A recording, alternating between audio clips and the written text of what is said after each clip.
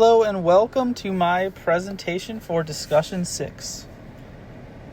For my introduction, talking about this week's module and how it continued to present us with excellent examples of how the border serves as a barrier in multiple contexts. It is a physical barrier and also a cultural identity barrier. The image in the top left expresses a child's interest in what lies on the other side of the border. The wall acts as a barrier between a person and their cultural connectedness, forcing children to grow up distanced from their heritage, but we see that their curiosity cannot be taken away. Carne y Arena is an interactive art piece that promotes empathy for the experiences that immigrants endure, allowing the visitor to go through a direct experience walking in the immigrants' feet, under their skin, and into their hearts. Now, moving on to my first body paragraph, talking more about Carne y Arena, it serves as a great example of an interactive experience that is exactly what we need to move the needle in shifting the U.S. ethnic diversity narrative. This is a theme throughout my presentation, and it continues with the pink seesaws poking through the large black metal fence at the U.S.-Mexico border. These help to connect children of all ages and all cultures, made with the idea that though people are separated, the seesaw could unite them. Ronald Real, one of the creators of the project, states, "If you do something on one side, it will have an impact on the other side." This drives home the point that we are all connected in some way, another key theme throughout this presentation. Moving on to body paragraph 2, the images here in this slide are related to the El Paso border, specifically the time in which most people apprehended for crossing the border were turned back around to Mexico due to a pandemic rule called Title 42. Despite this, the political administration during this time did not turn away unaccompanied minors, and border agents made exceptions for some families. A big issue within these border crossings are the high rates of recidivism, which means the same people crossing again and again.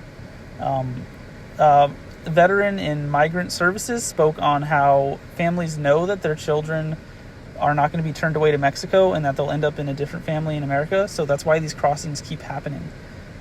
It just showcases that the problem persists because little changes are being made. Democrat representative for Texas, Veronica Escobar, spoke to the media about Title 42 and had this to say. Americans must finally acknowledge that the real crisis is not at the border but outside it, and that until we address that crisis, this flow of vulnerable people seeking help at our doorstep will not stop anytime soon. It's a very powerful message, and it shows that action still needs to be made. And that is what this presentation is all about, trying to understand how we can make changes to shift this narrative. To conclude, the U.S.-Mexico border is much more than just a physical barrier. This is also a cultural barrier that disallows people to come together as one.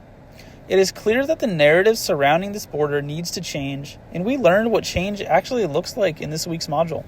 For example, the pink seesaws that unite children and adults at the border, completely evaporating the narrative in that moment, instead just letting the border be a place where playtime takes place. Change is also expressed through art, and these images play a key role. The top right image serves as a mighty spoonful of perspective, giving people a chance to view things outside of a hateful rhetoric. The bottom image is another interactive art piece, just like Carne y Arena and the seesaws, that are slowly changing lives. The bracelet here only works if two people are wearing it and staying together. It is a metaphor for the border rhetoric, emphasizing that it is possible for humans to adapt to their environment and be flexible amidst different circumstances. It serves as a call to action, and I would like to echo that message, because I feel as though these interactive activities are the best way to truly shift the narrative, and it is a lot easier than many of us realize. If two people can coordinate effectively in sharing a bracelet, having humans from two sides of the border come together as one should be child's play. Here are my references to fully wrap this up. I thank you all for your attention, and I hope you have a great day.